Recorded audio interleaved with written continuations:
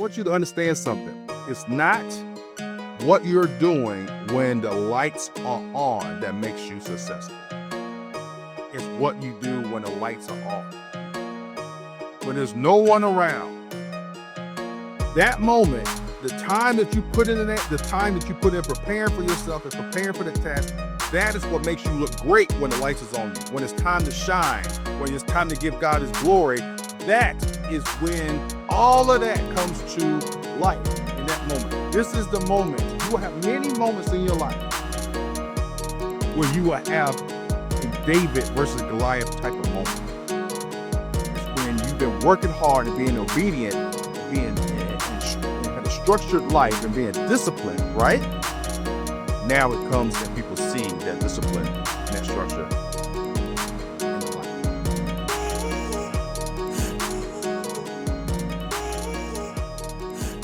Good morning, everybody. Happy Sunday. It's first Sunday of April. Man, this year is already moving fast.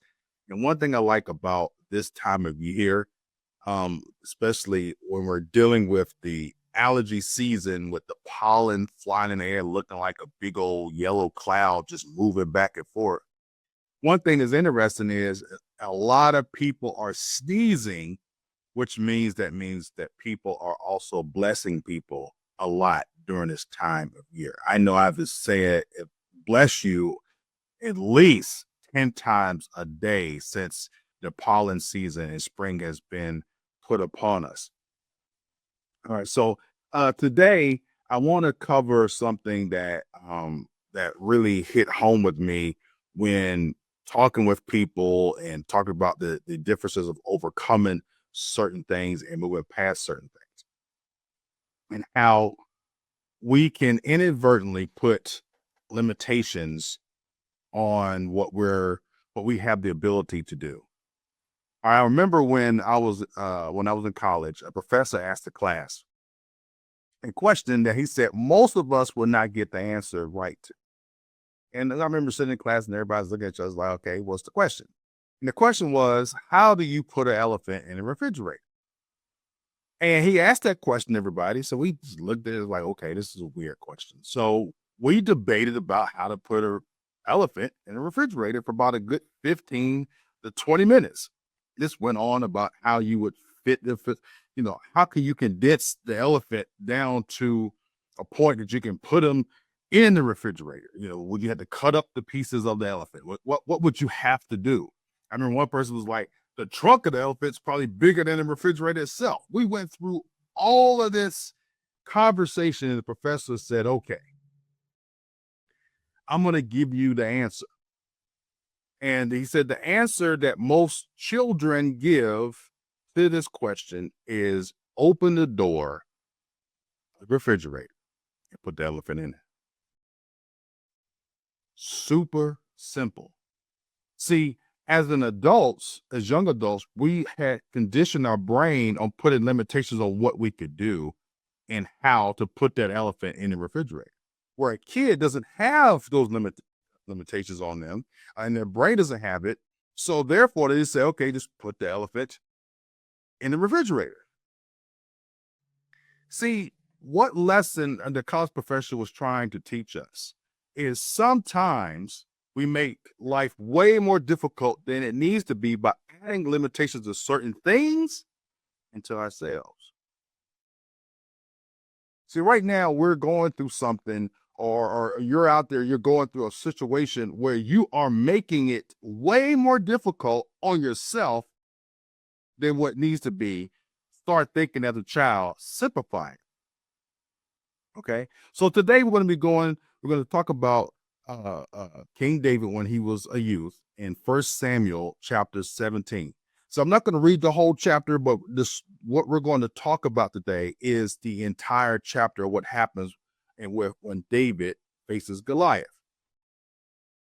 So the Philistines and Israelites are at war. A giant Philistine warrior named Goliath challenges the Israelites to send out a champion to fight him in a single combat. Goliath is huge, heavily armored, and terrifies the Israelite army. He uses his challenge for 40 days, but no one is brave enough to actually face him. Then David, a young shepherd boy sent by his father to bring food to the other brothers of the army, hears Goliath's challenge. Outraged that no one is standing up to this enemy of God, David volunteers to fight it.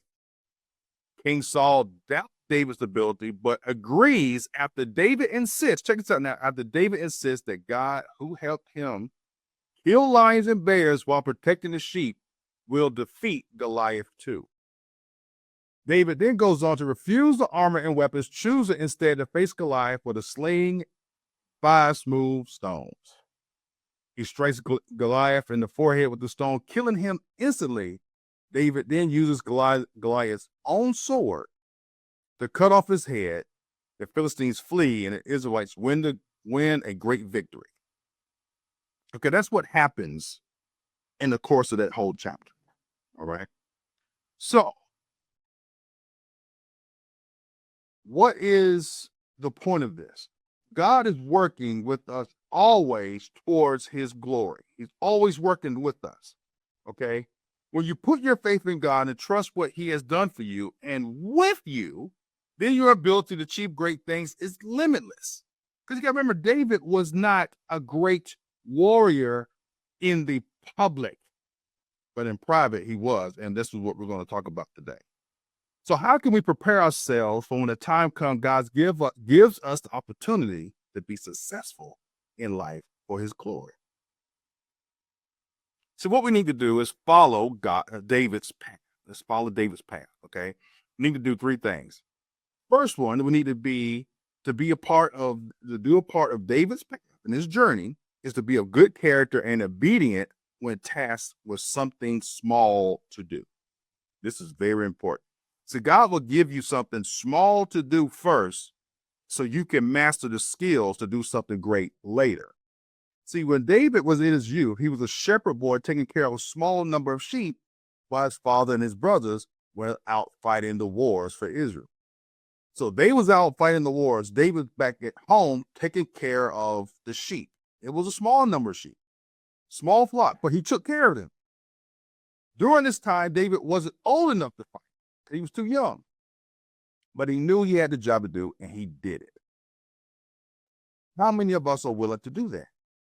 Knowing that somebody in our family, even our siblings, are going out to do great things, and they're doing it or doing things for God, but you are in a place where you got to take care of the small things that have been bestowed upon you. So if you go to 1 Samuel chapter 17, verses 33 through 36, you will see it says here, you are not able to go against the Philistine and fight with him, for you are not, for you are but a youth, has been a man of war in his youth. This is Saul talking to David. But David said to Saul, your servant was used to keep the sheep for his father, and when it came a lion or a bear and took a lamb from the flock, I went after him and struck him and delivered out his mouth. He arose against me. I caught him by his beard and struck him and killed him. Your servant has struck down both lions and bears, and this uncircumcised Philistine will be like one of them, for he has defied the armies of the living God. Now, when I read that, it's like, see, David is standing up and he's bold, right? You have to question. You will be questioning your ability because you have been doing great things in the dark. See, David had already been killing lions, been killing bears, right? But no one saw him doing this. It was done in the dark. He was being obedient. He could have been like, you know what? I'm out here, these sheep by myself, and my dad and my brother, they're gone, and I need help fighting this lion. But see, he knew he had God with him. So therefore, he went out and fought the lion and fought the bears because he was doing something that his dad told him to do, keep after the flock. So not only did he protect the flock, he killed the enemies that was coming against the flock by having faith in God. I remember as a kid when I played backyard football. And nowadays kids don't play outside like they used to, but back in the day, we all played outside. And it wasn't like no age groups or anything like that. You basically played against your in your neighborhood. And I was not necessarily the oldest or the youngest. I was kind of in the middle, but towards the young side. And I remember playing these games and I would get hit and I'd get hit hard. Now, look, y'all, this is in the 80s where we actually played tackle football, no pads, no nothing, just us and our body. And then we would hit each other hard. Okay. And play a tackle football and I get hit and I'd be hurt. And I got hurt. And then it was like, I get up and I got tired of getting hit hard. So one day I go in there. This is at the end of fall, going close to winter, close to Christmas time. I asked my dad to say, Daddy, I would like a weight set for Christmas. Weightlifting set. He looks at me. He's like, okay. So he gets the weightlifting set. He puts it together. And so for the rest of that winter, I'm working out. I'm doing push-ups. I'm bench pressing on this thing, doing leg lifts. I'm doing everything to get myself stronger. Now, imagine I am doing this for the rest of that winter and through the summer. So then when the fall comes back around for me to play actual recreational football, I am much stronger. I'm much faster than what I was before. And then when I play backyard football against my friends who was hitting me hard and really taking me through the ringer, now I'm able to bust through them and able to hit them hard back. It was a dramatic change. How did that change happen? That change happened due to what I did when no one was watching. The same thing like David.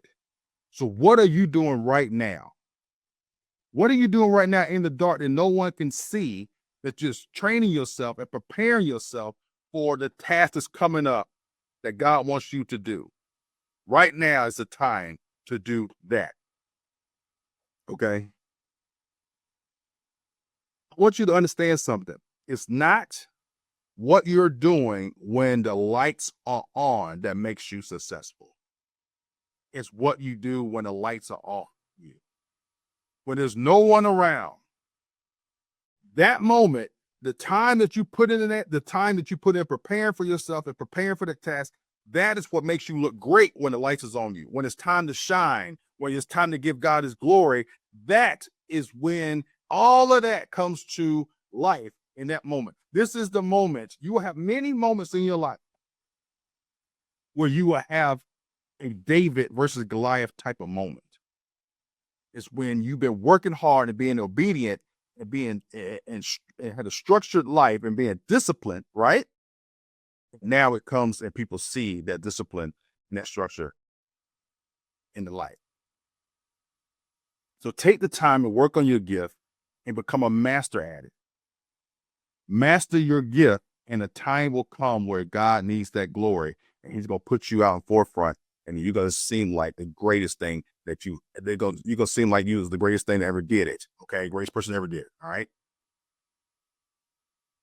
The second part of following David's path is to know when it's time to showcase what God is giving you as a talent and gift, and use what you are familiar with.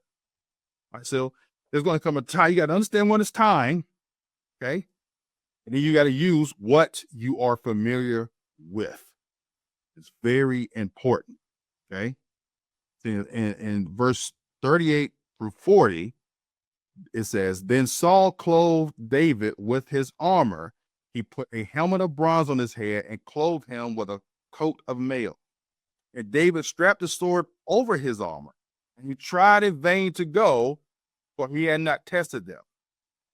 Then David said to Saul, I cannot go with these, for I have not tested them. So David put them off. Then he took his staff in his hand and chose 5 smooth stones from the brook and put them in his shepherd's pouch. His sling in his hand, he approached the Philistine. See, David tries to be obedient and appreciative of King Saul by trying on the armor given him. He did the right thing. Okay, this Philistine is big. Goliath is huge. It's 9 feet tall, right? So David's like, okay, I'm gonna wear this stuff because you pivoted to me, but he notices that he's not familiar with it and used to wearing armor like this. because when he was killing lions and bears, he didn't have all this armor on. So you got to think about it. If you think about it logically, right? And read between the lines here.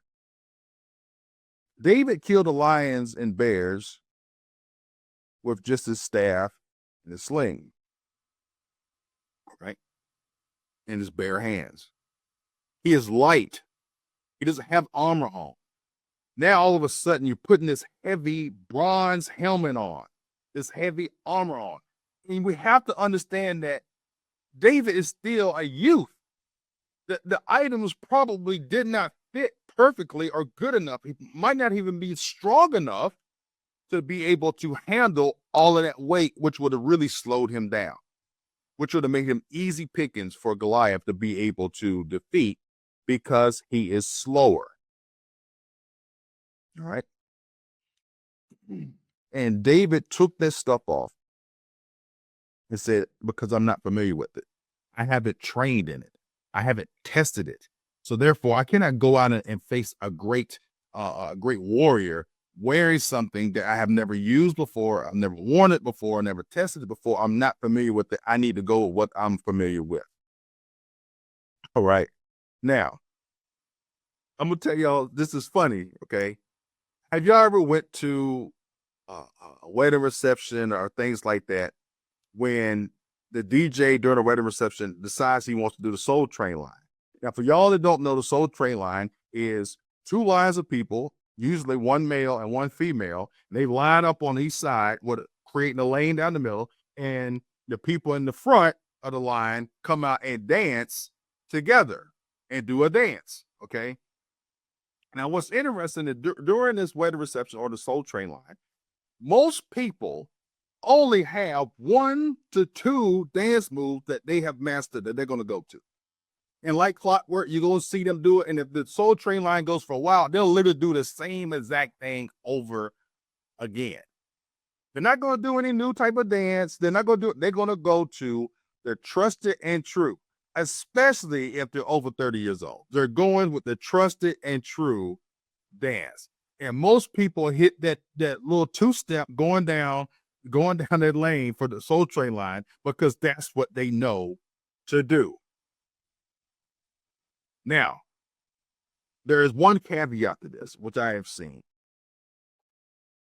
It's usually when a new line dance comes out, right? And the new hot one right now is Boots on the Ground. Where them fans at, right? So you see these young ladies get out when the song plays in a wedding reception or a club. You'll see these young ladies, all of a sudden they pulling out fans out their purse and they know the dance, right? And they're getting it. But you'll see some folks sitting down in the chair with the fan, but not doing the dance.